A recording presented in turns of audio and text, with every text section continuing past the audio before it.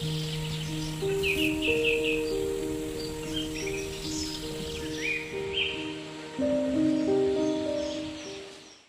ಪ್ರೀತಿಯುಳ್ಳಂತಹ ದೇವಜನರೇ, ನಿಮ್ಮೆಲ್ಲರನ್ನು ಕೂಡ ಯೇಸುವಿನ ಹೆಸರಿನಿಂದ ವಂದಿಸ್ತೇನೆ. ಈ ರೀತಿಯಾಗಿ ಆತ್ಮಿಕ ಬೆಳವಣಿಗೆ ಎಂಬಂಥ ಈ ಕಾರ್ಯಕ್ರಮದ ಮೂಲಕ ನಾನು ನಿಮ್ಮನ್ನು ಭೇಟಿ ಮಾಡೋದ್ರಲ್ಲಿ ತುಂಬ ಸಂತೋಷವುಳ್ಳವನಾಗಿದ್ದೀನಿ. ಈಗಾಗಲೇ ನಾವು ಕಳೆದ ವಾರದಿಂದ ಆತ್ಮಿಕ ಬೆಳವಣಿಗೆಯ ವಿಷಯದಲ್ಲಿರ್ತಕ್ಕಂಥ ತಡೆಗಳನ್ನು ನಾವು ನೋಡೋದಕ್ಕೆ ಪ್ರಾರಂಭಿಸಿದ್ದೇವೆ. ಅನೇಕ ತಡೆಗಳುಂಟು. ರೈತನು ಬಿತ್ತಿದಂಥ ಆ ಒಂದು ಬೀಜಗಳು ಬೆಳೆಯುವಾಗ ಅನೇಕ ಕ್ರಿಮಿಗಳು ಬರುವಂತೆ, ಆತ್ಮೀಕವಾಗಿ ನಾವು ಬೆಳೆಯುವಾಗ ಶತ್ರು ತಾನು ಅನೇಕ ರೀತಿಯಾದಂತಹ ತಡೆಗಳನ್ನ ತಂದು ನಾವು ಬೆಳೆಯದ ಹಾಗೆ, ನಾವು ಆತ್ಮಿಕ ಗುಣ ಸ್ವಭಾವವುಳ್ಳವರಾಗಿ ಬೆಳೆಯದ ಹಾಗೆ, ಅಥವಾ ನಾವು ದೇವರಿಗೆ ಫಲ ಕೊಡುವ ರೀತಿಯಲ್ಲಿ ಬೆಳೆಯದ ಹಾಗೆ ಆತನು ಅನೇಕ ರೀತಿಯಾದ ತಡೆಗಳನ್ನು ಆತನು ತರುವಾತನಾಗಿದ್ದಾನೆ. ಅದರಲ್ಲಿ ಮೊದಲನೆಯದಾಗಿ ನಾವು ನೋಡಿದ್ವಿ, ಆತ್ಮಿಕವಾದ ನಮಗೆ ತೃಪ್ತಿ ಅನ್ನುವಂಥದ್ದೇ ದೊಡ್ಡ ತಡೆಯಾಗಿದೆ. ನಾವು ಅತೃಪ್ತರಾಗಿರಬೇಕೇ ಹೊರತು ತೃಪ್ತಿ ಉಳ್ಳವರಾಗಿರಬಾರದು ಅನ್ನೋದನ್ನು ಕಳೆದ ದಿನದಲ್ಲಿ ನಾವು ನೋಡಿದ್ದೇವೆ, ಕಳೆದ ವಾರದಲ್ಲಿ. ಸೊ ಈಗ ನಾವು ನೋಡ್ಲಿಕ್ಕಿರ್ತಕ್ಕಂಥ ಮತ್ತೊಂದು ವಿಚಾರ ಯಾವುದಂತ ಹೇಳಿದ್ರೆ, ಆತ್ಮೀಕ ಬೆಳವಣಿಗೆಯಾಗಿರ್ತಕ್ಕಂತಹ ಒಂದು ತಡೆ ಅಥವಾ ಆ ತಡೆಯನ್ನು ನಿಲ್ಲಿಸುವಂತಹ ಒಂದು ಶತ್ರು ಅಥವಾ ಒಂದು ಕ್ರಿಮಿ ಅದು ಯಾವುದಂತ ಹೇಳಿದ್ರೆ ಅಪನಂಬಿಕೆ. ನೋಡಿ, ಇದು ಕೂಡ ಆಯಿಂದನೇ ಪ್ರಾರಂಭ ಆಯಿತು. ಅಲ್ಲಿ ಕೂಡ ಆಯಿಂದ ನಾವು ನೋಡಿದ್ವಿ, ಅತೃಪ್ತಿ ಇರಬೇಕೇ ಹೊರತು ತೃಪ್ತಿ ಇರಬಾರದು ನಾವು ನೋಡಿದ್ವಿ. ಇಲ್ಲಿ ಅಪನಂಬಿಕೆ, ನಮ್ಮ ಆತ್ಮಿಕ ಬೆಳವಣಿಗೆ ಇರುವಂಥ ಒಂದು ದೊಡ್ಡ ತಡೆಯೇ ಅಪನಂಬಿಕೆ. ಯೇಸುಸ್ವಾಮಿ ನಮ್ಮಲ್ಲಿ ನಾವು ರಕ್ಷಿಸಲ್ಪಟ್ಟಿದ್ದೂ ಕೂಡ ನಂಬಿಕೆಯಿಂದಲೇ. ಆತನನ್ನು, ಯೇಸುವೆ ನೀ ನನಗಾಗಿ ಸತ್ತವರೊಳಗಿಂದ ಎಬ್ಬಿಸಲ್ಪಟ್ಟಿ ಎಂಬುದನ್ನು ಹೃದಯದಿಂದ ನಂಬಿದ್ದರಿಂದ ನಾವು ಏನಾದ್ವಿ ಅಂದರೆ ನಾವು ನೀತಿವಂತರಂತ ಹೇಳಿ ರಕ್ಷಿಸಲ್ಪಟ್ವಿ, ನೀತಿವಂತರಾಗಿ ನಿರ್ಣಯಿಸಲ್ಪಟ್ವಿ. ಹಾಗೆ ಬಾಯಿಂದ ಯೇಸುವೆ ರಕ್ಷಕ ಅಂತ ಹೇಳಿ ನಾವು ಅರಿಕೆ ಮಾಡಿದ್ರಿಂದ ನಾವು ರಕ್ಷಿಸಲ್ಪಟ್ವಿ. ನೀತಿವಂತರಾದದ್ದು ನಂಬಿಕೆಯಿಂದಲೇ, ರಕ್ಷಿಸಲ್ಪಟ್ಟದ್ದು ಬಾಯಿಂದ ಅರಿಕೆ ಮಾಡಿದ್ರಿಂದ, ನಂಬಿ ಬಾಯಲ್ಲಿ ಅರಿಕೆ ಮಾಡಿದ್ದರಿಂದ, ಮತ್ತು ಆ ಥರ ಕೃಪೆಯೂ ಸಹ ಹೌದು ಪ್ರಿಯರೇ. ಹಾಗಿದ್ರೆ ನಂಬಿಕೆ ಅತಿ ಮುಖ್ಯವಾದದ್ದು. ದೇವರನ್ನ ಮೆಚ್ಚಿಸ್ಬೇಕಂತ ಹೇಳಿದ್ರೆ ನಂಬಿಕೆ ಇಲ್ಲದೆ ಅದು ಅಸಾಧ್ಯ. ಹೇಗೆ ನಾವು ನಂಬೇಕಂತೆ ಇಬ್ರಿಯರಿಗೆ ಬರೆದ ಪತ್ರಿಕೆ 11ನೇ ಅಧ್ಯಾಯ 6ನೇ ವಚನ ಹೀಗೆ ಹೇಳ್ತದೆ. ನಾವು ಆ ವಚನವನ್ನು ನಾವು ತೆಗೆದುಕೊಳ್ಳೋಣ. ಇಬ್ರಿಯ 11:6 ಅಲ್ಲಿ ಹೀಗೆ ಬರೆಯಲ್ಪಟ್ಟಿರೋದನ್ನು ನಾವು ಕಾಣ್ತೇವೆ. ಆದರೆ ನಂಬಿಕೆ ಇಲ್ಲದೆ ದೇವರನ್ನು ಮೆಚ್ಚಿಸುವುದು ಅಸಾಧ್ಯ. ದೇವರ ಬಳಿಗೆ ಬರುವವರು ದೇವರು ಇದ್ದಾನೆ ಮತ್ತು ತನ್ನನ್ನು ಹುಡುಕುವವರಿಗೆ ಪ್ರತಿಫಲವನ್ನು ಕೊಡುತ್ತಾನೆ ಎಂದು ನಂಬುವುದು ಅವಶ್ಯ. ಸೊ ಹಾಗಿದ್ರೆ ನಾವು ನಂಬಿಕೆ ಇಲ್ಲದೆ ದೇವರನ್ನ ಮೆಚ್ಚಿಸುವುದಕ್ಕೆ ಅಸಾಧ್ಯ. ರಕ್ಷಣೆ ಹೊಂದೋದಕ್ಕೂ ಕೂಡ ನಂಬಿಕೆ ಬೇಕಾಗಿದೆ, ನೀತಿವಂತರಾಗಲಿಕ್ಕೆ ನಂಬಿಕೆ ಬೇಕಾಗಿದೆ. ನಾವು ದೇವರ ಮಕ್ಕಳಂತ ಹೇಳಿದ್ರೆ ನಾವೆಲ್ಲರೂ ನಂಬುವವರು. ನಂಬಿಕೆನೇ ನಾವು ಕ್ರೈಸ್ತರಿಗಿರ್ತಕ್ಕಂಥ ಮುಖ್ಯವಾದ ಒಂದು ಆಧಾರ ಅಂತ ಹೇಳ್ಬೋದು. ಅದಕ್ಕೆ ಬೈಬಲ್ ನಮಗೊಂದು ಹೆಸರು ಕೊಟ್ಟಿದೆ, ಕ್ರಿಸ್ತನನ್ನು ನಂಬುವವರಿಗೆ ಬಿಲೀವರ್ಸ್, ನಂಬುವವರು ಎಂಬ ಹೆಸರು ಸತ್ಯವೇದದಲ್ಲದೆ.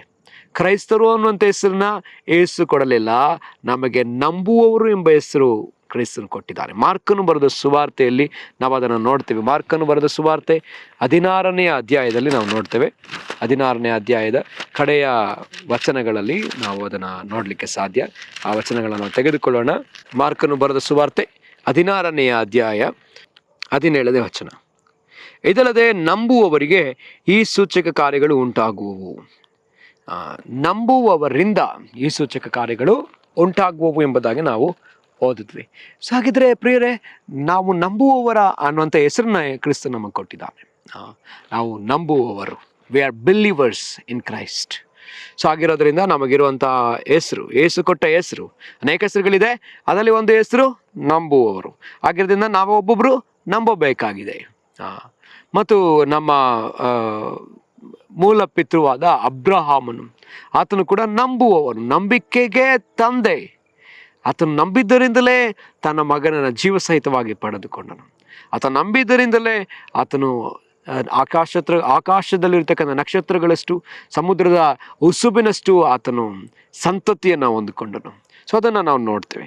ಹಾಗಿದ್ರೆ ಈಗ ನಾವು ವಾಪಸ್ ವಿಷಯಕ್ಕೆ, ನಂಬಿಕೆ ವಿಷಯದಲ್ಲಿ ನಾವು ನೋಡೋಣ. ಯೇಸುಸ್ವಾಮಿ ನಂಬಿಕೆ ವಿಷಯದಲ್ಲಿ ಅನೇಕ ವಿಚಾರಗಳನ್ನ ನಾವು ಮಾತಾಡೋದನ್ನು ನಾವು ಕಾಣ್ತೇವೆ. ಅನೇಕ ಭಾಗಗಳಲ್ಲಿ, ಸಾಮ್ಯಗಳಲ್ಲಿ ಅದನ್ನು ಮಾತಾಡೋದನ್ನು ಕಂಡಿದ್ದೀವಿ. ದೆವ್ವಗಳನ್ನ ಬಿಡಿಸುವ ವಿಷಯದಲ್ಲಿ ನಂಬಿಕೆ ವಿಷಯದಲ್ಲಿ ಮಾತಾಡೋದನ್ನು ನಾವು ಕಾಣ್ತೀವಿ. ಸೊ ಒಮ್ಮೆ ಯೇಸುಸ್ವಾಮಿಯು ತನ್ನ ಶಿಷ್ಯರು ಎಲ್ಲರೂ ಕೂಡ ಸಮುದ್ರದಲ್ಲಿ ಪ್ರಯಾಣ ಮಾಡ್ತಾ ಇದ್ದಾಗ ಒಮ್ಮೆ ಯೇಸು ಆ ಒಂದು ಹಡಗಿನೊಳಗೆ ನಿದ್ರಿಸ್ತಾ ಇದ್ದಾರೆ, ದೋಣಿಯಲ್ಲಿ ನಿದ್ರಿಸ್ತಾ ಇದ್ದಾರೆ. ನಿದ್ರಿಸ್ತಿದ್ದ ಸಂದರ್ಭದಲ್ಲಿ ಆ ಸಮುದ್ರ ಅಲ್ಲಕಲ್ಲೋಲವಾಗಿ ದೋಣಿ ಮುಳುಗಿ ಹೋಗುವ ಪರಿಸ್ಥಿತಿ ಬಂದಾಗ ಅಲ್ಲಿ ಇದ್ದಂಥ ಶಿಷ್ಯರು ಒಬ್ಬೊಬ್ಬರು ಒಂದೊಂದು ರೀತಿಯಲ್ಲಿ ಕೂಗಿಕೊಳ್ಳೋದನ್ನ ನಾವು ಕಾಣ್ತೇವೆ. ಸ್ವಾಮಿ, ನಾವು ಸಾಯ್ತಾ ಇದ್ದೇವೆ, ನಿನಗೆ ಅದ್ರಲ್ಲಿ ಚಿಂತೆ ಇಲ್ವಾ?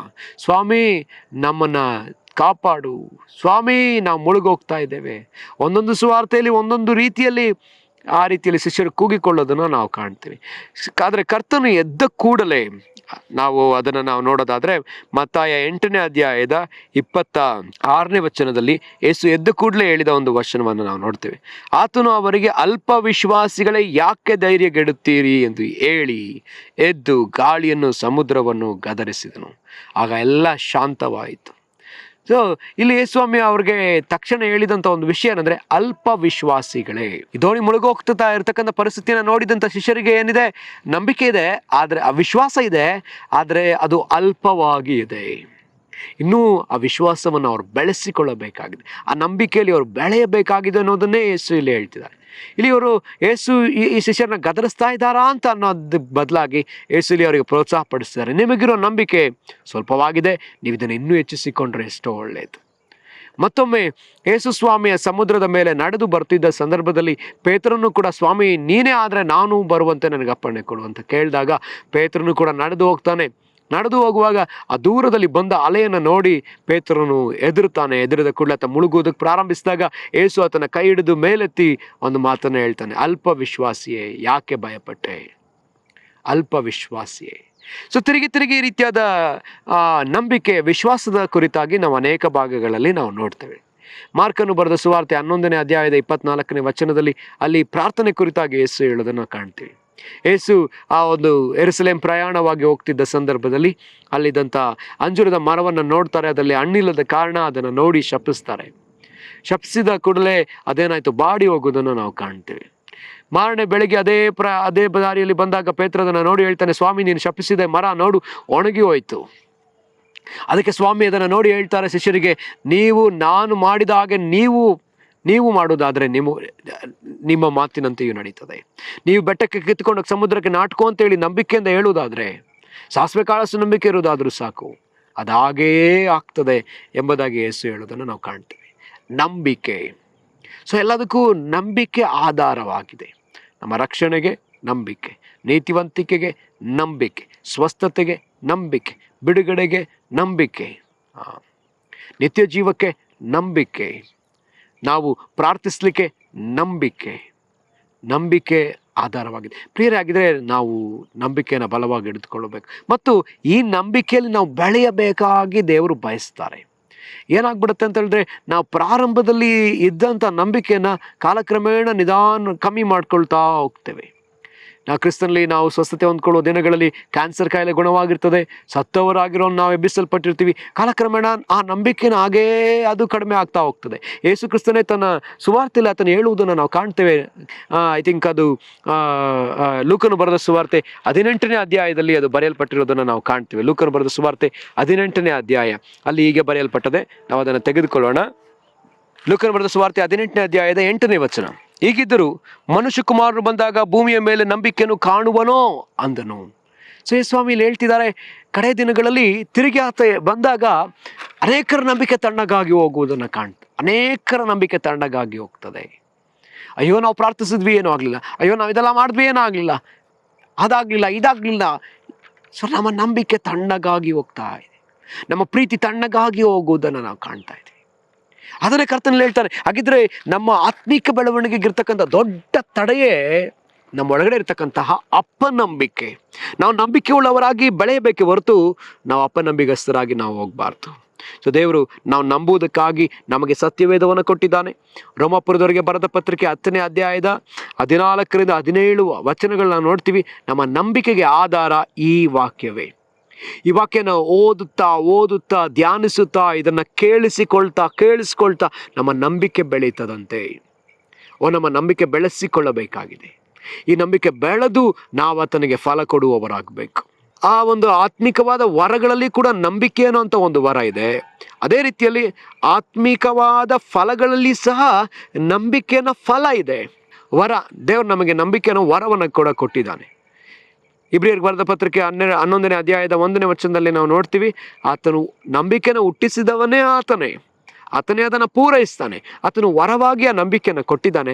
ಅದರೊಂದಿಗೆ ಆ ನಂಬಿಕೆ ಅನ್ನುವಂಥ ಫಲವನ್ನು ಕೂಡ ನಾವು ಬಿಡುವವರಾಗಬೇಕಂತ ಆತ ಬಯಸ್ತಾನೆ. ಪ್ರೀತಿ, ಸಂತೋಷ, ಸಮಾಧಾನ, ನಂಬಿಕೆ ಎಂಬ ಫಲ ನಾವು ಕೊಡುವವರಾಗಬೇಕು. ಹಾಗಿದ್ರೆ ಇದನ್ನು ನಾವು ಬೆಳೆಸಿಕೊಳ್ಳಬೇಕಾಗಿದೆ. ಇದು ಬೆಳೆಸಿಕೊಳ್ಳಬೇಕಾದ ಒಂದು ಅವಶ್ಯಕತೆ ಇದೆ. ಕ್ರೈಸ್ತರಾಗಿರುವ ನಾವು ನಮ್ಮ ನಂಬಿಕೆಯನ್ನು ಬೆಳೆಸಿಕೊಳ್ಳಬೇಕು. ಮತ್ತು ಇದು ಯಾಕೆ ಇದನ್ನು ಬೆಳೆಸ್ಕೊಳ್ಬೇಕಂತ ಹೇಳಿದ್ರೆ, ಬರುವುದಕ್ಕಿರುವಂತಹ ಎಲ್ಲ ಶೋಧನೆಗಳನ್ನ ನಾವು ಗೆಲ್ಲೋದಕ್ಕೆ, ಶತ್ರು ನಮ್ಮ ವಿರುದ್ಧವಾಗಿ ಆರಿಸುವ ಅಗ್ನಿ ಬಾಣಗಳನ್ನ ತಡೆದು ನಿಲ್ಲಿಸುವುದಕ್ಕೆ ಶಕ್ತರಾಗುವಂತೆ ನಾವು ನಂಬಿಕೆ ಎಂಬ ಗುರಾಣಿಯನ್ನು ಹಿಡಿದುಕೊಳ್ಳಬೇಕಾದ ಅವಶ್ಯಕತೆ ಇದೆ. ಪೌಲನು ಅದನ್ನು ಆ ರೀತಿಯಲ್ಲಿ ಹೇಳುವಾಗ ಆತನು ಅದನ್ನು ಹೇಳಿದ್ದನ್ನು ನಾವು ಕಾಣ್ತೀವಿ ಪ್ರಿಯರೇ. ಅನೇಕ ಸರ್ವಾಯುಧಗಳಿದೆ. ಎಫೆಸದವರಿಗೆ ಬರೆದ ಪತ್ರಿಕೆ 6ನೇ ಅಧ್ಯಾಯದಲ್ಲಿ ನಾವು ನೋಡುವಂತೆ ದೇವರು ಕೊಟ್ಟಂತಹ ಸರ್ವಾಯುಧಗಳು, ದೇವರು ದಯಪಾಲಿಸುವ ಸರ್ವಾಯುಧಗಳು ಯಾವ ಅಂದರೆ ಅದರಲ್ಲಿ ಅನೇಕ ಇದೆ. ಶಿರಸ್ತ್ರಾಣ, ನೀತಿ ಎಂಬ ವಜ್ರಕವಚ, ರಕ್ಷಣೆ ಎಂಬ ಶಿರಸ್ತ್ರಾಣ, ಮತ್ತು ಸತ್ಯವೆಂಬ ನಡುಗಟ್ಟು, ಸಮಾಧಾನದ ವಿಷಯವಾದ ಸಿದ್ಧವೆಂಬ ಕೆರ, ಮತ್ತು ದೇವರಾತ್ಮನು ಕೊಡುವ ವಾಕ್ಯವೆಂಬ ಕತ್ತಿ, ನಂಬಿಕೆಯ ಗುರಾಣಿ, ನಂಬಿಕೆ ಎಂಬ ಗುರಾಣಿ. ಈ ಗುರಾಣಿಯನ್ನು ನಾವು ಹಿಡಿದುಕೊಳ್ಳಬೇಕಾಗಿದೆ. ಈ ಗುರಾಣಿ ನಾವು ಹಿಡ್ಕೊಳ್ಳದ ಹೊರತು ನಾವು ಶತ್ರು ನಮ್ಮನ್ನು ತಾಕುವುದು ಸುಲಭ. ನಂಬಿಕೆ ಇಲ್ಲದೆ ಹೋದರೆ ಶತ್ರು ನಮ್ಮ ಮೇಲೆ ಅನೇಕ ರೀತಿಯಾದ ಅಗ್ನಿಬಾಣಗಳನ್ನ ಆತನು ಕಳಿಸ್ತಲೇ ಬರ್ತಾನೆ. ಕಹಿ, ಬೇಸರಿಕೆ, ಅಕ್ಷಮಾಪಣೆ, ಈ ರೀತಿಯಾಗಿ ಅನೇಕ ವಿಚಾರಗಳನ್ನ ಸೈತಾನ ನಮ್ಮ ವಿಷಯದಲ್ಲಿ ಕಳುಹಿಸಿ ನಮ್ಮನ್ನು ತಾಕಿ ನಮ್ಮನ್ನು ಗಾಯಪಡಿಸಿ ನಾವು ಮುಂದೆ ಹೋಗದ ಹಾಗೆ ಆತನು ತಡೆಯುವ ಆತನಾಗಿದ್ದಾನೆ. ಸೊ ಆಗಿರೋದ್ರಿಂದ ಪ್ರಿಯರೇ, ನಮ್ಮ ನಂಬಿಕೆಯನ್ನು ನಾವು ಬೆಳೆಸಿಕೊಳ್ಳಬೇಕು. ನಮ್ಮ ನಂಬಿಕೆಯಲ್ಲಿ ನಾವು ಬೆಳೆಯಬೇಕು. ಸೊ ನಾವು ನಂಬಿಕೆಯಲ್ಲಿ ಪ್ರತಿ ದಿವಸ ಬೆಳೆಯಬೇಕು. ದೇವರಿದನ್ನು ಅಪೇಕ್ಷಿಸುವವನಾಗಿದ್ದಾನೆ. ಮತ್ತು ನಾವು ರೋಮಪುರದ ಪತ್ರಿಕೆಯಲ್ಲಿ ನಾವು ಕೆಲವು ಕಡೆ ನಾವು ನೋಡುವಂಥದ್ದು ಏನಂತ ಹೇಳಿದ್ರೆ, ನಮ್ಮ ನಂಬಿಕೆ ಯಾವುದಕ್ಕೆ ನಂಬಿಕೆ ಅನ್ನೋದು ಆಧಾರವಿಲ್ಲವೋ ಅದೆಲ್ಲವೂ ಪಾಪವೇ. ನಮ್ಮ ನಂಬಿಕೆಗೆ ನಮ್ಮ ಜೀವಿತದಲ್ಲಿ ಕೆಲವು ಕಾರ್ಯಗಳಿಗೆ ನಂಬಿಕೆಯೇ ಆಧಾರ. ಎಲ್ಲದಕ್ಕೂ ನಾವು ನಂಬಿಕೆಯಿಂದ ಮುಂದುವರಿಯುವವರು. ನಾವು ಆತನನ್ನು ನಂಬಿ ಮುಂದುವರಿಯುವವರು. ನಾವು ಹಣವನ್ನು ನಂಬುವವರಲ್ಲ, ಮನುಷ್ಯರನ್ನು ನಂಬುವವರಲ್ಲ, ನಾವು ಈ ಪ್ರಕೃತಿಯನ್ನು ನಂಬುವವರಲ್ಲ. ನಮ್ಮ ನಂಬಿಕೆ ಒಬ್ಬನ ಮೇಲೆಯೇ, ಅದು ಕ್ರಿಸ್ತನ ಮೇಲೆಯೇ, ಅದು ತಂದೆಯ ಮೇಲೆಯೇ. ಸೊ ಆತನನ್ನೇ ನಂಬುವರಾಗಿದ್ದೇವೆ. ಇದು ಸಹ ನಮ್ಮಲ್ಲಿರ್ತಕ್ಕಂಥ ಅಪನಂಬಿಕೆ. ಕ್ರೈಸ್ತರಾಗಿ ನಾವು ಅನೇಕ ಬಾರಿ 5 ರೂಪೀಸ್ನ ವಿಕ್ಸ್ ಆ ಒಂದು ಬಾಕ್ಸಿಗೆ ಆ ಒಂದು ವಿಕ್ಸ್ ನಾವು ಹಚ್ಕೊಳ್ತೀವಲ್ಲ, ಟ್ಯಾಬ್ಲೆಟ್, ಅಥವಾ ನಾವು ಯೂಸ್ ಮಾಡುವಂಥ ಟ್ಯಾಬ್ಲೆಟ್ಸ್ಗೆ ಅದರ ಮೇಲಿಡುವಷ್ಟು ನಂಬಿಕೆಯೂ ಸಹ ನಮಗೆ ಕೆಲವೊಮ್ಮೆ ದೇವರ ಮೇಲೆ ಇಲ್ಲದೆ ಹೋಗ್ತದೆ. ಸೊ ನಾವು ನಂಬಬೇಕಾಗಿದೆ. ನಾವು ಅನೇಕ ಬಾರಿ ವೈದ್ಯರ ಬಳಿಯಲ್ಲಿ ಹೋಗುವಾಗ ನಾವು ಆ ವೈದ್ಯರ ಬಗ್ಗೆ ನಾವು ಚಿಂತಿಸೋದೇ ಇಲ್ಲ. ಆ ಡಾಕ್ಟರ್ ಬಂದು MBBS ಮಾಡಿದಾರಾ ಅಥವಾ ಅವರಿಗೆ ಲೈಸೆನ್ಸ್ ಇದೆಯಾ ಅದ್ರ ಬಗ್ಗೆ ನಾವೇನೋ ಚಿಂತೆ ಮಾಡ್ತೀವಿ ಅಂದರೆ ಇಲ್ಲ. ಏನು ಮಾಡ್ತೀವಿ, ಆ ವ್ಯಕ್ತಿ ಹತ್ರ ಹೋಗಿ ಅವ್ರು ಏನು ಟ್ಯಾಬ್ಲೆಟ್ ಕೊಡ್ತಾರೋ ತೆಗೆದುಕೊಳ್ತೀವಿ, ನಾವು ಇಂಜೆಕ್ಷನ್ ಮಾಡಿಸ್ಕೊಳ್ತೀವಿ, ಬರ್ತೀವಿ. ನೋಡ್ರಿ, ಆ ವ್ಯಕ್ತಿನ ಎಷ್ಟು ನಂಬಿದ್ವಿ. ನಾವು ಬಸ್ಸಲ್ಲಿ ಟ್ರಾವೆಲ್ ಮಾಡುವಾಗ, ಟ್ರೈನಲ್ಲಿ ಟ್ರಾವೆಲ್ ಮಾಡುವಾಗ, ಫ್ಲೈಟಲ್ಲಿ ಟ್ರಾವೆಲ್ ಮಾಡುವಾಗ ಯಾವತ್ತಾರು ನಾವು ಚಿಂತಿಸಿದ್ವಾ ಆ ಡ್ರೈವರ್, ಪೈಲಟ್ ಯಾರು ಚೆನ್ನಾಗಿ ಕಲ್ತಿದ್ದಾರಾ, ಮಾಡೋಕ್ಕೆ ಬರುತ್ತಾ, ಏನು ಗೊತ್ತಿಲ್ಲ ನಮಗೆ. ಅವ್ನು ಕುಡ್ದಿದ್ದಾನ, ಏನಾಗ್ತಿದೆ ಏನು ಗೊತ್ತಿಲ್ಲ. ನಾವು ನಂಬಿಕೆಯಿಂದ ಕೂತ್ಕೊಂಡಿದ್ದೀವಿ, ಆತ ನಮ್ಮನ್ನು ಕರ್ಕೊಂಡು ಹೋಗ್ತಾನೆ.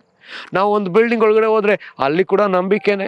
ಅದನ್ನು ಕಟ್ಟಿದಂಥ ಆ ಒಂದು ಇಂಜಿನಿಯರ್ ಬಗ್ಗೆ ನಾವೇನಾದರೂ ಚಿಂತಿಸ್ತೀವ, ಅವನ ಬಗ್ಗೆ ಏನಾದ್ರು ಡೌಟ್ ಪಡ್ತೀವ? ಏನಿಲ್ಲ, ಧೈರ್ಯವಾಗಿ ಆ ಒಂದು ಎಷ್ಟು ದೊಡ್ಡವಾದ ಕಟ್ಟಡ ಆಗಿದ್ರೂ ಕೂಡ ನಂಬಿಕೆಯಿಂದ ಒಳಗಡೆ ಹೋಗ್ತೀವಿ. ಆದರೆ ದೇವರನ್ನು ನಂಬುವ ವಿಷಯದಲ್ಲಿ ಬಂದರೆ ನಾವು ಸ್ವಲ್ಪ ಹಿಂಜರಿಯುವಂತೆ ಕಾಣಿಸ್ತದೆ. ದೇವರು ನಂಬುವುದಕ್ಕಾಗಿ ಹೇಳ್ತಿದ್ದಾನೆ. ನಮ್ಮ ದೇವರು ನಮ್ಮ ಮೂಲಕವಾಗಿ ಅಸಾಧಾರಣವಾದ ಕಾರ್ಯಗಳನ್ನ ಮಾಡೋದಕ್ಕಾಗಿ ಆತ ಬಯಸ್ತಾನೆ. ಆದರೆ ನಂಬಿಕೆ ನಮಗೆ ಬೇಕಿದೆ. ನಮ್ಮೊಳಗಡೆ ನಂಬಿಕೆ ಇಲ್ಲದೆ ಹೋದರೆ, ನಾವು ಅಪನಂಬಿಕಸ್ಥರಾಗಿ ಕಾಣಿಸಲ್ಪಟ್ರೆ ದೇವರು ನಮ್ಮ ಜೀವಿತದಲ್ಲಿ ಯಾವ ಕಾರ್ಯವನ್ನು ಮಾಡುವುದಿಲ್ಲ.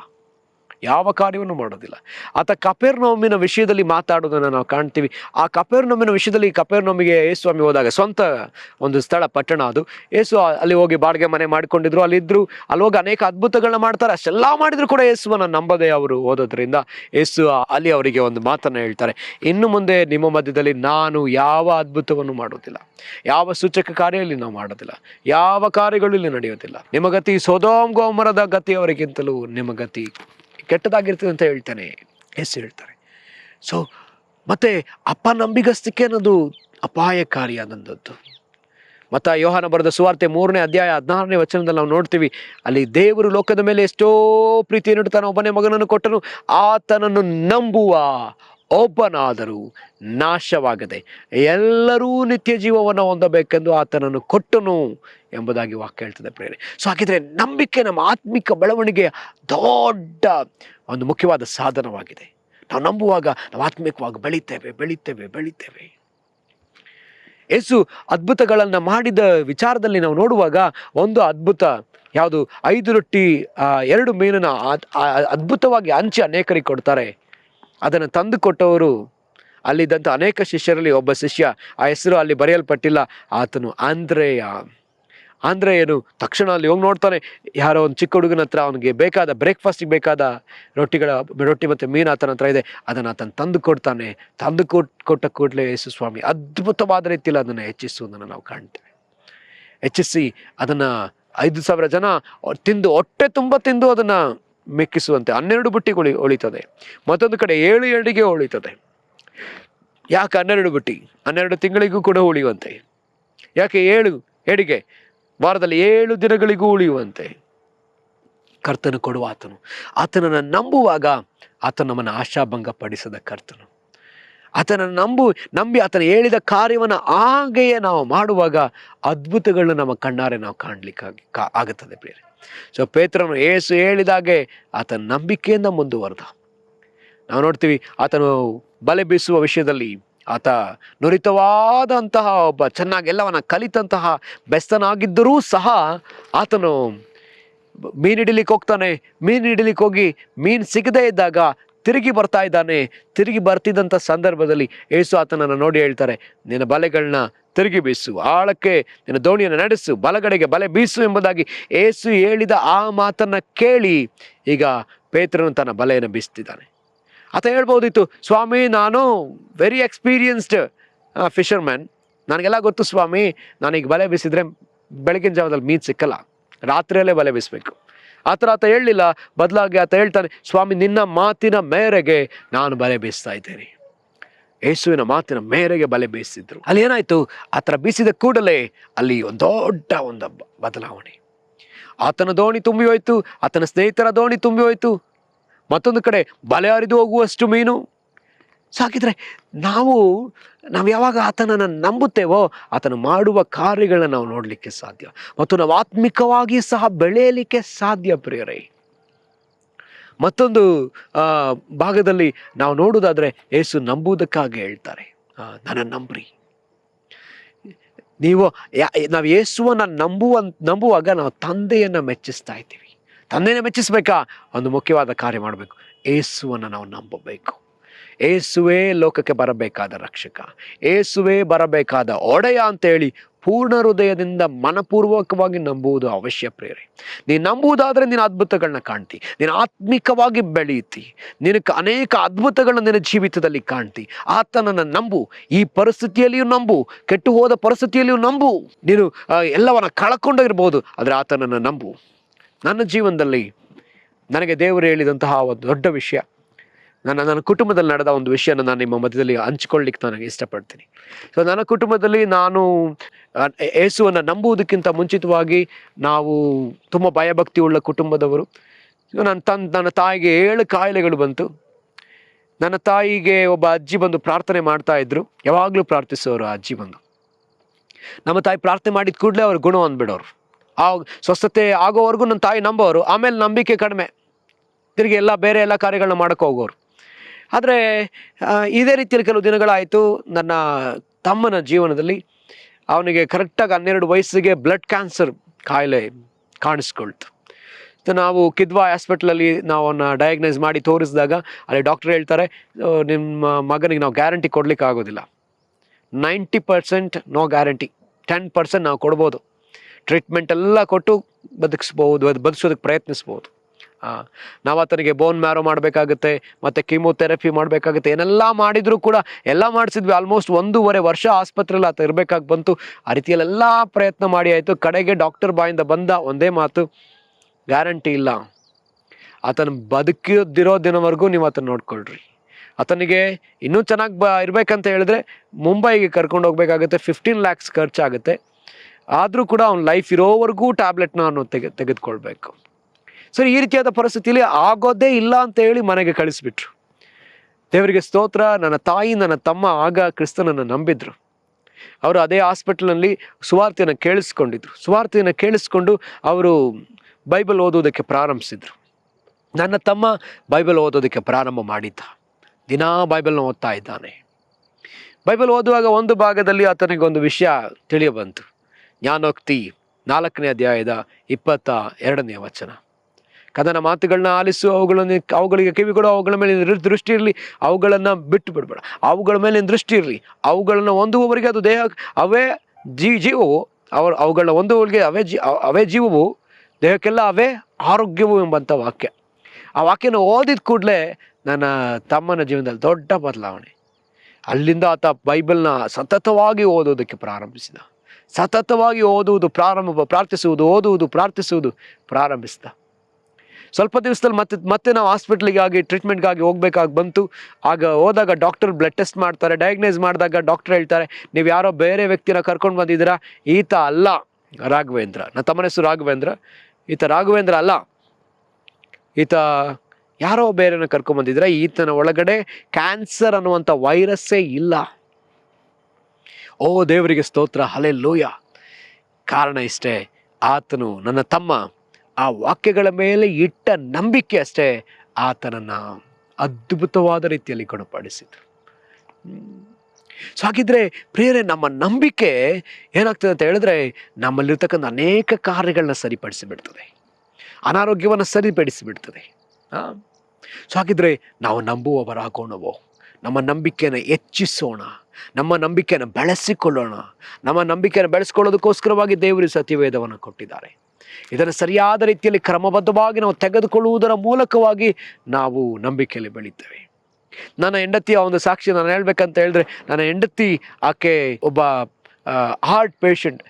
ಸೊ ಆಕೆ 8 ವರ್ಷದಲ್ಲಿ ಬೆಂಕಿ ಆಘಾತಕ್ಕೆ ಸಿಕ್ಕಾಕೊಂಡು ಆಕೆ ದೇಹದಲ್ಲೆಲ್ಲ ಅದನ್ನು ಬೆಂಕಿ ಆಘಾತ ಆದದ್ರಿಂದ ಬಟ್ಟೆಯಲ್ಲಿ ಸುತ್ತಿದ್ರಿಂದ ಬಟ್ಟೆ ಎಲ್ಲ ಅಂಟ್ಕೊಂಡಾಗ ಕತ್ರಿಲಿ ಕಟ್ ಮಾಡಿ ತೆಗೆಯುವಂಥ ಸಂದರ್ಭದಲ್ಲಿ ಆಕೆಯ ಹೃದಯಕ್ಕೆ ಆ ಕತ್ರಿ ಫೋರ್ಸ್ ಏನಂತ ಹೇಳ್ತಾರೆ, ಅದು ಟಚ್ ಆಗಿ ಹೃದಯ ಕೊಳೆಯೋದಕ್ಕೆ ಪ್ರಾರಂಭಿಸ್ತು. ಸೊ ಆ ಥರ ಕೊಳೆಯೋದಕ್ಕೆ ಪ್ರಾರಂಭವಾಗಿ ಆಕೆ ತಲೆ ಸುತ್ತು ಬೀಳುವಂಥದ್ದು, ಈ ರೀತಿಯಲ್ಲಿ ಅನೇಕ ರೀತಿಯಾದಂತಹ ಬಾಧೆಗಳನ್ನ ಆಕೆ ಅನುಭವಿಸೋದಕ್ಕೆ ಪ್ರಾರಂಭಿಸಿದ್ರು. ಒಂದಿನ ಈ ರೀತಿಯಲ್ಲಿ ತಂದೆ ತಾಯಿ ತನ್ನ ಕುಟುಂಬದವರು ಎಲ್ಲರೂ ಕೂಡ ಆಕೆನ ಬದುಕಿಸ್ಕೊಳ್ಳಿಕ್ಕಾಗಿ ತುಂಬ ಪ್ರಯಾಸಪಟ್ಟರು. ಏನೆಲ್ಲ ಪ್ರಯಾಸ ಪಟ್ಟರು ಕೂಡ ಆಕೆ ಆರೋಗ್ಯವಾಗಿ ಥರ ಕಾಣಿಸ್ತಾಳೆ, ಆದರೆ ಆಕೆ ಬಲಹೀನವಾಗಿದ್ದಾಳೆ. ಆಕೆ ತಲೆ ಸುತ್ತು ಬೀಳ್ತಾಳೆ. ಎಲ್ಲ ಮಕ್ಕಳಂತೆ ಆಕೆ ಓಡೋಕ್ಕಾಗಲ್ಲ, ಆಟಗಳನ್ನ ಆಡೋಕ್ಕಾಗಲ್ಲ, ಒಂದು ರೋಗಿ ಅಂತೆ ಆಕೆ ಇದ್ದಾಳೆ. ಒಮ್ಮೆ ಆಕೆ ಹಾಸ್ಟೆಲ್ನಲ್ಲಿದ್ದಾಗ ಆಕೆ ಯೇಸುವನ್ನು ನಂಬದವಳು, ಆದರೆ ಹಾಸ್ಟೆಲ್ನ ಅನೇಕ ಹೆಣ್ಣು ಮಕ್ಕಳು ಯೇಸುವನ್ನು ನಂಬಿದವರಿದ್ದರು. ಒಮ್ಮೆ ತನ್ನ ತಂದೆಗೆ ಕರೆ ಮಾಡಿ ಆಕೆ ಹೇಳ್ತಾಳೆ, ನನ್ನ ಕಡೆಯ ದಿನ ಆಯಿತು, ನಾನು ಜೀವ ಬಿಡ್ತಾ ಇದ್ದೀನಿ ಅಂತ ಹೇಳಿ ಆ ಫೋನ್ ಕಟ್ ಮಾಡಿ ಇಡ್ತಾಳೆ. ಅಲ್ಲಿ ಆಕೆ ಜೀವ ಬಿಟ್ಟರು, ಕೆಳಗಡೆ ಬಿದ್ಲು. ಹಾಸ್ಪಿಟ್ಲಲ್ಲಿ ವೈದ್ಯರ ಹತ್ರ ಡಾಕ್ಟರ್ ಹತ್ರ ಹೋಗಿ ತೋರಿಸಿದಾಗ ಡಾಕ್ಟರ್ ಹೇಳ್ತಾರೆ, ಈ ಹೆಣ್ಮಗಳು ಸತ್ತು ಹೋಗಿ ತುಂಬ ಹೊತ್ತಾಯಿತು. ಡಿಕ್ಲೇರ್ ಮಾಡಿ ಕಳಿಸೇ ಬಿಟ್ಟರು. ಆ ಹಾಸ್ಟೆಲ್ನಲ್ಲಿದ್ದಂಥ ವಾರ್ಡನ್ ಆ ಬಾಡಿಯನ್ನು ತಗೊಂಡೋಗಿ ಒಂದು ರೂಮ್ನಲ್ಲಿ ಹಾಕಿ ಲಾಕ್ ಮಾಡ್ತಾರೆ, ತನ್ನ ತಂದೆ ತಾಯಿಗೆ ಬೆಳಗ್ಗೆ ತಿಳಿಸೋಣ ಅಂತ ಹೇಳಿ. ಆದರೆ ಅಲ್ಲಿದ್ದಂತಹ ಹೆಣ್ಣು ಮಕ್ಕಳು ನಂಬಿಕೆಯಿಂದ ಆ ಶವವನ್ನು ನಮಗೆ ಕೊಡ್ರಿ, ಆ ಬಾಡಿ ನಮಗೆ ಕೊಡ್ರಿ, ನಾವು ಪ್ರಾರ್ಥಿಸ್ತೀವಿ, ಆಕೆ ಎದ್ದೇಳ್ತಾಳೆ ಎಂಬ ನಂಬಿಕೆಯಿಂದ ಅವ್ರನ್ನ ಪ್ರಾರ್ಥಿಸೋದಕ್ಕೆ ಪ್ರಾರಂಭಿಸ್ತಾರೆ. ಸುತ್ತಲೂ ಒಂದು 30ರಿಂದ 35 ಜನ ಹೆಣ್ಣು ಮಕ್ಕಳು ಆಕೆಗಾಗಿ ಯೇಸುವಿನ ಹೆಸರನ್ನ ಹೇಳಿ ಪ್ರಾರ್ಥಿಸ್ತಾರೆ. ಸುಮಾರು 45 ನಿಮಿಷ ಪ್ರಾರ್ಥಿಸ್ತಾರೆ. ಆದರೆ ಈಕೆಯೋ ಯೇಸುವನ್ನು ನಂಬದವಳು, ಯೇಸುವನ್ನೇ ಅರಿಯದವಳು, ಯೇಸು ಕ್ರಿಸ್ತನನ್ನು ನಂಬುವವರನ್ನ ಹಿಡುಕೊಟ್ಟವಳು, ಬಯಸಿದವಳು, ಬೈಬಲ್ನ ಉಗಿದವಳು, ಅರ್ಧವಳು, ಬೈಬಲ್ನ ಬೆಂಕಿ ಹಾಕಿ ಹಚ್ಚಿದವಳು, ಯೇಸುವನ್ನು ಅಷ್ಟೂ ವಿರೋಧಿಯಾಗಿದ್ದವಳು. ಆದರೆ ದೇವರಿಗೆ ಸ್ತೋತ್ರ, ಈಕೆಗಾಗಿ ಅಲ್ಲಿದ್ದಂಥ ಹೆಣ್ಣು ಮಕ್ಕಳು, ಕ್ರಿಸ್ತನನ್ನು ನಂಬಿದ ಹೆಣ್ಣು ಮಕ್ಕಳು ಅವರು ಪ್ರಾರ್ಥಿಸೋದಕ್ಕೆ ಪ್ರಾರಂಭಿಸ್ತಾರೆ. ಸುಮಾರು 35ರಿಂದ 45 ನಿಮಿಷಕ್ಕೆ ಆಕೆಗೆ ಪ್ರಜ್ಞೆ ಬರ್ತದೆ. ಆಕೆಗೆ ಯಾರು ಕಾಣಿಸ್ತಲ್ಲ, ಆದರೆ ಆಕೆ ಸುಟ್ಟ ಬೈಬಲ್ ಮಾತ್ರ ಕಾಣಿಸ್ತದೆ. ಆ ಸುಟ್ಟು ಹೋದ ಬೈಬಲ್, ಅದು ಊರಿತಾ ಇರ್ತಕ್ಕಂಥ ಬೈಬಲ್ ಮಾತ್ರ ಕಾಣಿಸ್ತದೆ. ಅದನ್ನು ಮುಟ್ಲಿಕ್ಕೆ ಅಂತ ಹೋಗ್ತಾಳೆ, ಅದನ್ನು ಕೊಡ್ರಿ ಅಂತ ಕೇಳ್ತಾಳೆ, ಯಾರು ಕೊಡ್ಲಿಕ್ಕೆ ರೆಡಿ ಇಲ್ಲ. ನೀನು ಎಷ್ಟು ಬೈಬಲ್ನ ಸುಟ್ಟಾಕಿದ್ದಿ, ನೀನೇ ಹೋಗಿ ತೆಗೆದುಕೋ ಅಂತ ಹೇಳಿ ಎಲ್ಲರೂ ಹೇಳ್ತಾರೆ. ಆಕೆ ಸ್ವಲ್ಪ ದೂರ ಹೋಗೋದು ತುಂಬ ಪ್ರಯಾಸಪಟ್ಟು ಅದನ್ನು ಹೋಗಿ ಮುಟ್ತಾಳೆ. ಮುಟ್ಟಿದ ಕೂಡಲೇ ಆಕೆಗೆ ಜೀವ ಬಂತು. ಮುಂದಿನ ಆ ರೀತಿ ಜೀವ ಬಂದ ಅದೇ ವಾರದಲ್ಲಿ ಆಕೆ ಚರ್ಚ್ ಒಯ್ಯಲ್ಪಡ್ತಾಳೆ. ಆದರೆ ಆ ಚರ್ಚ್ನ ಸಭಾಪಾಲಕರು ಕೂಡ ಹೇಳ್ತಾರೆ, ನೀವು ಸತ್ತು ಹೋಗಿದ್ರಿ, ನೀವು ತಿರುಗಿ ಬದುಕಿದ್ದೀರಿ, ನೀವು ಇಲ್ಲಿ ಬಂದಿದ್ದೀರಿ ಅಂತ ಹೇಳಿದಾಗಲೂ ಆಕೆ ಒಪ್ಕೊಳ್ಳೋಕೆ ರೆಡಿ ಇಲ್ಲ. ಆದರೆ ಯೇಸುವನ್ನು ಅಷ್ಟು ದ್ವೇಷಿಸ್ತಾ ಇದ್ದವಳು. ಆದರೆ ದೇವರಿಗೆ ಸ್ತೋತ್ರ, ಆಕೆಗೆ ಆವತ್ತು ಸರಿಯಾದ ಹೃದಯದ ಸಮಸ್ಯೆ ಇವತ್ತಿನವರೆಗೂ ಬರಲಿಲ್ಲ. ನನ್ನ ತಮ್ಮನಿಗೆ ಆವತ್ತು ಗುಣವಾದಂತಹ ಕ್ಯಾನ್ಸರ್ ಕಾಯಿಲೆ ಇಲ್ಲಿಯವರೆಗೂ ಬರಲಿಲ್ಲ. ಕಾರಣವಿಷ್ಟೇ, ಒಬ್ಬರ ಅಥವಾ ಮತ್ತೊಬ್ಬರ ನಂಬಿಕೆಯೇ ಕಾರಣ ಪ್ರಿಯರೇ. ನಂಬಿಕೆ ಜೀವವನ್ನು ಕೊಡ್ತದೆ, ನಂಬಿಕೆ ರೋಗಗಳನ್ನ ವಾಸಿ ಮಾಡ್ತದೆ, ನಂಬಿಕೆ ಸತ್ತವರನ್ನೂ ಎಬ್ಬಿಸ್ತದೆ, ನಂಬಿಕೆ ಅನೇಕ ಅದ್ಭುತ ಕಾರ್ಯಗಳನ್ನ, ಅತಿಶಯವಾದ ಕಾರ್ಯಗಳನ್ನ ಕಾಣುವಂತೆ ಮಾಡ್ತದೆ ಪ್ರಿಯರೇ. ಸೊ ಹಾಗಿರೋದ್ರಿಂದಾಗಿ ನಾವು ಪ್ರಾರ್ಥಿಸೋಣ, ನಮ್ಮನ್ನು ಒಪ್ಪಿಸಿಕೊಡೋಣ, ನಮ್ಮ ನಂಬಿಕೆ ಹೆಚ್ಚಾಗಲಿ ಅಂತ ಹೇಳಿ ಕರ್ತನ ಬಳಿಯಲ್ಲಿ ಕೇಳೋಣ. ಸ್ವಾಮಿ, ನಮ್ಮ ನಂಬಿಕೆ ಕಡಿಮೆ ಆಗಿದ್ರೆ ನಮ್ಮ ನಂಬಿಕೆಯನ್ನು ಹೆಚ್ಚಿಸು ಅಂತ ಕೇಳೋಣ. ಒಬ್ಬ ತಂದೆ ಬಳಿ, ಯೇಸುವಿನ ಬಳಿ ಕೇಳ್ತಲ್ಲ, ಸ್ವಾಮಿ ನನ್ನ ನಂಬಿಕೆಯನ್ನು ಹೆಚ್ಚಿಸು ಎಂಬುದಾಗಿ. ಹಾಗೆ ನಮ್ಮ ನಂಬಿಕೆಯನ್ನು ಹೆಚ್ಚಿಸು ಅಂತ ನಾವು ಕೇಳೋಣ. ನಂಬಿಕೆಯಲ್ಲಿ ಬೆಳೆಯಬೇಕಾಗಿದೆಯಲ್ಲ, ಪ್ರಾರ್ಥಿಸೋಣ. ಕರ್ತನೆ, ನಿನಗೆ ಸ್ತೋತ್ರ ಸಲ್ಲಿಸ್ತೇವೆ. ನಮ್ಮ ನಂಬಿಕೆಯನ್ನು ಹೆಚ್ಚಿಸಪ್ಪ, ನಮ್ಮ ನಂಬಿಕೆಯನ್ನು ಬೆಳೆಸಪ್ಪ. ಕರ್ತನೆ, ನಾವು ಈ ವಾಕ್ಯಗಳನ್ನ ಕೇಳಿ ಕೇಳಿ ಕೇಳಿ ನಮ್ಮ ನಂಬಿಕೆಯನ್ನು ವೃದ್ಧಿ ಮಾಡಿಕೊಳ್ಳೋದಕ್ಕೆ ಸಹಾಯ ಮಾಡು. ನಮ್ಮ ನಂಬಿಕೆಯನ್ನು ವೃದ್ಧಿ ಮಾಡಿಕೊಳ್ಳೋದಕ್ಕೆ ಸಹಾಯ ಮಾಡು. ನೀವು ಬರುವ ಸಮಯದಲ್ಲಿ ನಾವು ನಂಬಿಕೆಯನ್ನು ಕಾದುಕೊಳ್ಳುವುದಕ್ಕೆ ಸಹಾಯ ಮಾಡು. ನೀನು ಕೊಟ್ಟಂಥ ದೊಡ್ಡ ಆಯುಧ ನಮ್ಮಲ್ಲಿ ಹುಟ್ಟಿಸಿರುವಂಥ ಈ ಸಂಗತಿಯನ್ನು ನಾವು ಬೆಳೆಸಿಕೊಳ್ಳುವುದಕ್ಕೆ ಕೃಪೆ ಕೊಡು, ಬಲ ಕೊಡು ಸ್ವಾಮಿ, ಸಾಮರ್ಥ್ಯವನ್ನು ಅನುಗ್ರಹಿಸಿಕೊಡು ಸ್ವಾಮಿ. ಅಪ್ಪಾಗಿ ನೀ ಮಾಡುವುದಕ್ಕಾಗಿ ಸ್ತೋತ್ರ ಸ್ವಾಮಿ. ಇದನ್ನು ನೋಡ್ತಾ ಇರ್ತಕ್ಕಂಥ ಪ್ರತಿಯೊಬ್ಬೊಬ್ಬರನ್ನ ಆಶೀರ್ವದಿಸು. ಅವರ ನಂಬಿಕೆಯೂ ಹೆಚ್ಚಲಿ. ಅವರ ಜೀವಿತದಲ್ಲಿ ನಿನ್ನನ್ನು ನಂಬಿ, ನಿನ್ನನ್ನು ವಿಶ್ವಾಸಿಸಿ ಅನೇಕ ಅದ್ಭುತಗಳನ್ನ ಅವರು ಕಾಣುವಂತೆ ಸಹಾಯ ಮಾಡು ಅಪ್ಪ. ನಮ್ಮಲ್ಲಿರುವ ಎಲ್ಲ ಅಪನಂಬಿಕೆಯನ್ನು ತೆಗೆದು ಬಿಡು ಸ್ವಾಮಿ. ಕರ್ತನೆ, ಯಾವುದಕ್ಕೆ ನಂಬಿಕೆ ಆಧಾರ ಇಲ್ಲವೋ ಅದು ಪಾಪವೆಂಬುದಾಗಿ ಹೇಳಿದ್ದೀಯಲ್ಲ ಸ್ವಾಮಿ. ಕರ್ತನೆ, ನಿನಗೆ ಸ್ತೋತ್ರ ಸ್ತೋತ್ರ ಸ್ತೋತ್ರ. ನಾವು ಕ್ರಿಯೆಯಿಂದ, ನಮ್ಮ ನಂಬಿಕೆ ಕ್ರಿಯೆಯಿಂದ ಕೂಡಿದ ನಂಬಿಕೆಯೂ ಆಗಿರಲಿ. ಹಾಗೆ ನೀವು ಮಾಡಿದ್ದೀರಿ, ಅದಕ್ಕಾಗಿ ಸ್ತೋತ್ರ. ನಿನ್ನ ಕೃಪೆ, ನಿನ್ನ ದಯೆ, ನಿನ್ನ ಕನಿಕರಕ್ಕಾಗಿ ನಾವು ನಿನಗೆ ವಂದನೆ ಸಲ್ಲಿಸ್ತೇವೆ. ಎಲ್ಲ ಸ್ತುತಿ ಸ್ತೋತ್ರ ನಿಮಗೆ ಸಲ್ಲಿಸ್ತೇವೆ. ಯೇಸುವಿನ ಹೆಸರಲ್ಲಿ ಪ್ರಾರ್ಥಿಸ್ತೇವೆ, ಪ್ರೀತಿಯ ತಂದೆಯಾದ ದೇವರೇ, ಆಮೆನ್ ಆಮೆನ್. ಕರ್ತನೆ ನಿಮ್ಮೆಲ್ಲರನ್ನ ಆಶೀರ್ವಾದ ಮಾಡಲಿ. Praise the lord.